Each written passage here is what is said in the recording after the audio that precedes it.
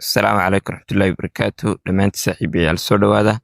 Waxaa inoo socday conversation-ka u dhexeeya A iyo B. Markaa waxaan qaadan doonaa cashirkeena 20aad. Intaynaan cashirkeena gudbin, fadlan haddaad nagu cusub tahay waxaan ka codsanayaa inaad subscribe noo tahay channelka, sidoo kale cashirkan loo la garaysid. Ku soo dhawaada cashirkeena maanta. Conversation-ka waxaa bilaabaya A wuxuu leeyahay who is your best friend? Who is your best friend? Waa kuma saaxiibkaaga kuugu wanaagsan? Who is your best friend? Waa kuma saaxiibkaaga kuugu wanaagsan? B markaa wuxuu leeyahay my best friend Abdi. My best friend Abdi. Saaxiibkayga ugu wanaagsani waa Abdi. My best friend Abdi. Saaxiibkayga ugu wanaagsani waa Abdi. A wuxuu leeyahay where do you live?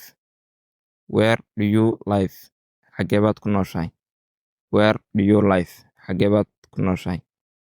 B markaa wuxuu leeyahay I live in Hargeysa. I live in Hargeysa. Waxaan ku noolahay Hargeysa. I live in Hargeysa. Waxaan ku noolahay Hargeysa. A markaa wuxuu leeyahay when do you go to bed? When do you go to bed? Goormaad seexataa? When do you go to bed? Goormaad seexataa? B wuxuu leeyahay I go to bed at 10 p.m. I go to bed at 10 p.m. Waxaan seexdaa 10 habeenimo. I go to bed at 10 p.m.